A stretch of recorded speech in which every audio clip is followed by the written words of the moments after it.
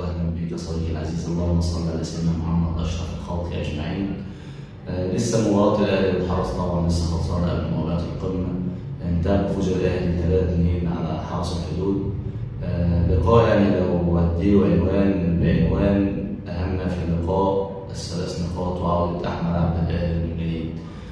يعني ده مجمل اللقاء، أهم ما في اللقاء الثلاث نقط وعودة أحمد عبد القادر للملعب تاني. بصراحة أنا النهارده مستوى كويس في ظل الهرجله اللي موجوده في الفرقه. لا، لعيب لمسته كويسه، لعيب لمسته باينه، احمد عبد القادر لعيب كبير، ولكن محتاج بس الصواميل كده تتظبط.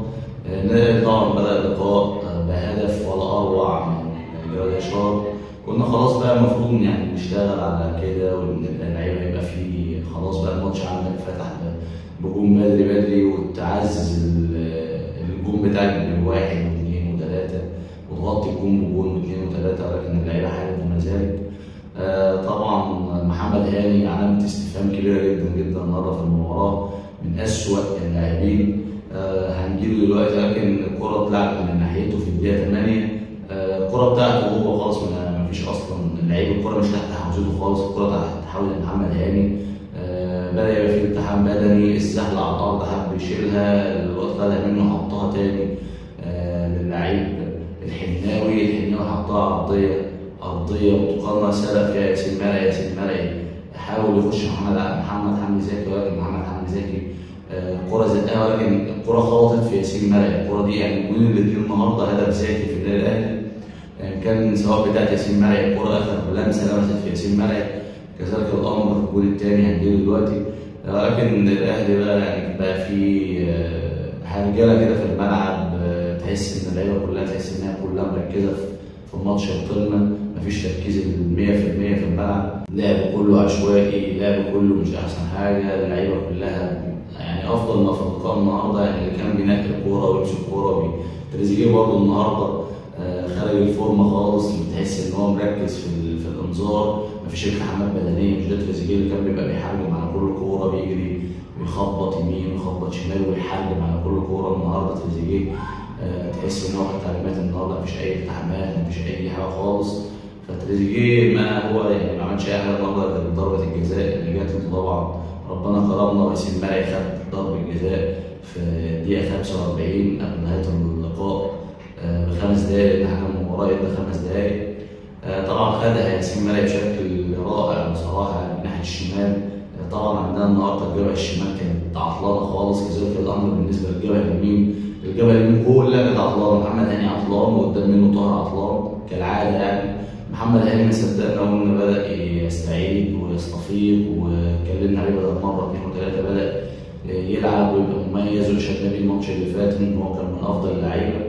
طاهر محمد طاهر المره المليون اللي اتكلم فيها على طاهر محمد طاهر علامه استفهام كبيره جدا جدا جدا. كوراته كل الكورات بتقف عنده، لعيب مع حدود الامكانيات. يعني هي الحسنه الوحيده اللي عملها النهارده في الالتحام البدني في اول 4 دقائق اللي جه منها الهدف بتاع جراديشار، دي الحسنه الوحيده اللي عملها النهارده طاهر. يعني ما دون ذلك كله زيرو، مفيش اي انتاجيه على الاطلاق من طاهر محمد طاهر. الجبهه كلها عطلانه. محمد هاني النهارده اديله زيرو، هو وطاهر الاثنين زيرو في اللقاء. عندنا الجبهه الشمال طبعا عطلانه خالص، بوجود مصطفى العش محتاجين باك شمال ضروري جدا جدا. مشي سير اللقاء وتمام وطلعنا كسبانين. المفروض بقى نبني على ده في الشوط الثاني. نزلنا الشوط الثاني استقبلنا هدف، والله يعني كرة يعني ياسر ابراهيم على قد ما هو يعني لعيب فدائي ومقاتل، الكرة كانت ما بينه وما بين مصطفى شوبير. خلاص انت عملت الصح، ولكن ما حطهاش ركنيه، لان احنا عندنا اصلا مشاكل في الكرة الثابته، واتكلمت فيها اكتر من مره. احنا عندنا مشاكل في التمركزات في الكرة الثابته، وده هيجي برضه لدور طاهر محمد طاهر في الهدف الثاني. طاهر ساب المان اللي معاه خالص وراح حطها برجله وخبط فيه ودخل الجول، اتحسب هدف ذاتي، ولكن خطأ في التمركز من طاهر محمد طاهر برضه اللي خارج باقي الخدمه على الاطلاق، سواء دفاعيا هجوميا مش متواجد على الاطلاق. طاهر محمد طاهر طبعا دخل في الهدف الثاني، خبط فيه اللعيب، عمل التحام معاه بس بعد ما كان سرقه اصلا.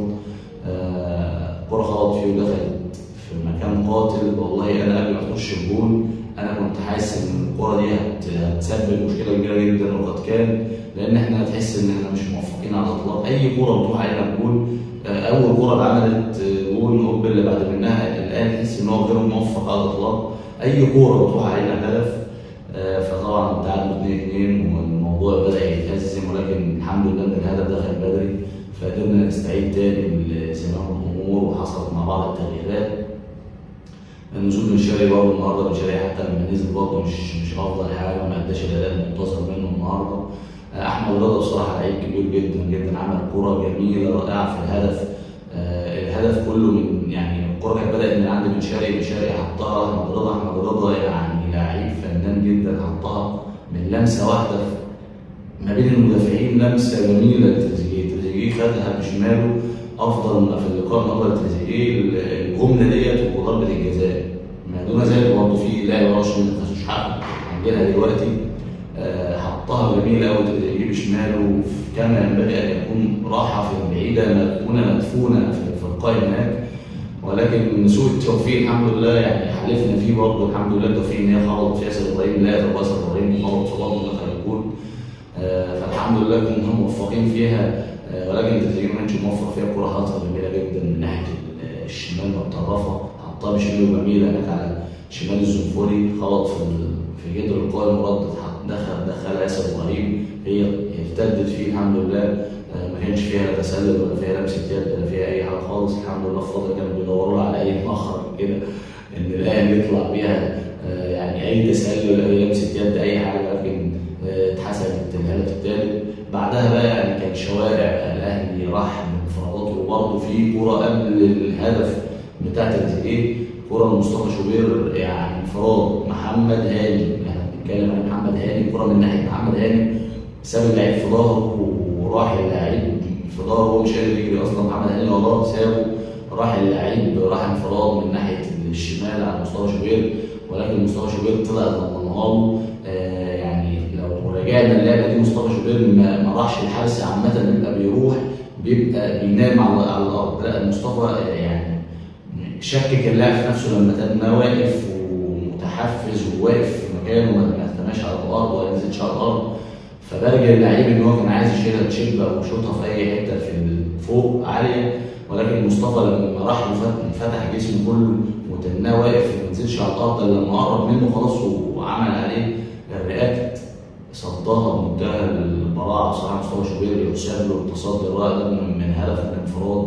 يعني مفيش كوره اصلا اتعملت عليها الراجل من الكورتين اللي راحوا بهدفين، ودي الكوره الوحيده اللي اتعملت من ناحيه محمد هاني، غلط دفاعي كارثي في التغطيه محمد هاني. النهارده محمد هاني يعني اديله -5 كمان مش 0 ده كتير عليه النهارده.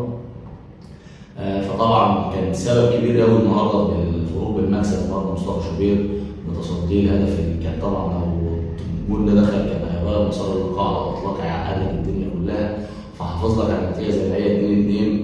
بعد كده بقى احنا جبنا الهدف زي ما قلنا بتاع تريزيجيه، وبعدها بقى يعني الاهلي راح بفرص عديده، فرص يعني نتفانى بقى في اهدار الفرص، ودي علامه استفهام كبيره جدا جدا. في علامات الاستفهام عندك علامات استفهام النهارده كتيره. محمد شريف في التضييع ضيع اكتر من كورتين 2، يعني مفيش اسهل من كده. الكوره بتاعت تريزيجيه حطها له من ناحيه اليمين جميله جدا جدا، حطها له على الارض عايزه لمسه، يعني لمسه هدف، ولكن اللمسه اللي حطها بره الجون خالص، يعني سيئه جدا من محمد شريف.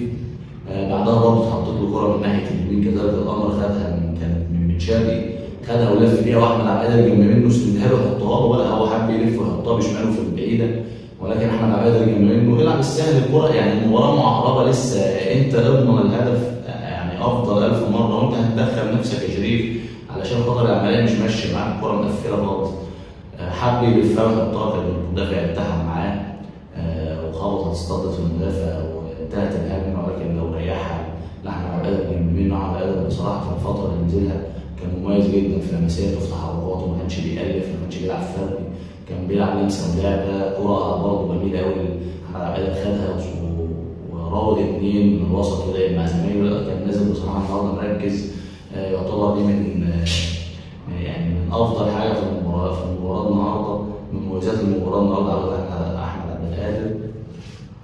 هنيجي طبعا تاني بعدها كور بقى عديده، كوره اتلعبت برضه من احمد عبد القادر جميله جدا لبن شرقي في ظهر المدافعين. يعني كوره جميله جدا جدا عايزه بن شرقي بس بلمسه، ولكن بن شرقي حطها مش احسن حاجه، كانت تكون ينهي برضه اللقاء، ولكن تفانينا في اداره الفرص النهارده. بعد كده يعني اللقاء بقى سجال، خدنا بقول لك يعني ضيعنا فرص عديده بعدها. الاهلي كان بيروح بطاقه من حرس ما فيش حاجه كده، فكان فتح الملعب، فالاهلي كان بيروح بهجمات غزيره، ولكن عندنا يعني علامه استفهام برضه على اهدار الفرص.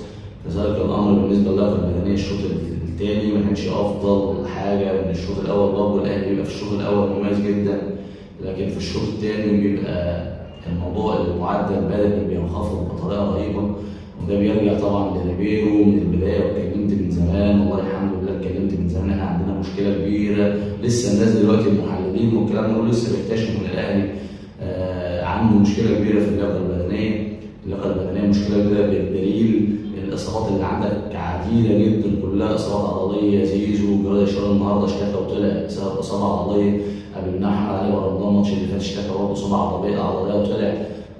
بن شرقي كذلك الامر الماتش اللي فات. عندك لعيبه عد بقى، ياسين مرعي، ياسر ابراهيم، عندك لعيبه كتير قوي. ده كله بيرجع الاعداد البدني عندك منخفض بطريقه رهيبه، وده اللي بيخلي الفرق بتخش معاك في الجيم في الشوط الثاني خاصه. فعندنا مشكله كبيره جدا في العامل البدني. كذلك الامر بالنسبه لطاهر محمد طاهر، لازم علامه استفهام كبيره جدا، لازم يبقى في وقفه مع طاهر محمد طاهر. مش اول مره نتكلم فيها عن طاهر وسوء اداء طاهر محمد طاهر. النهارده برضه التمركز الدفاعي كلفنا هدف، كان هو محمد هاني برضه سبب في كورتين اتنين، كوره دخل منها هدف، والكوره الثانيه الحمد لله انقذها مصطفى شوبير. طبعا عندنا تاني مساوئ المباراه النهارده، قلنا اللياقه البدنيه محمد هاني وشريف، ومحتاجين باك شمال ضروري جدا جدا جدا في الانتقالات يناير اللي جاي. لازم يكون عندك باك شمال، لان احنا بنلعب بدون باك شمال. هتيجي تبص النهارده طول الماتش النهارده مفيش باك شمال بيطلع في الجبهه يتناوب اللعب ما بينه وما بين الجناح اللي قدامه، يفضلوا مساحه عشان يلعبوا زي الله يعني علي معلول. بصراحه افتقدناه كتير، لعيب كبير جدا جدا جدا. الاهلي افتقد والله، لو بنص رجل بصراحه يلعب على اي حد دلوقتي موجود. لو بنص رجل علي معلول حاجه ثانيه خالص مميزه. ولكن مش لا نرجع للبلد المسبوق، ولكن النادي الاهلي لازم يكون فيه وقفه كبيره جدا في يناير. لازم باك شمال، لازم عندك مهاجم يكون مهاجم مرعب، مهاجم قناص ربع فرصه يجيب اهداف.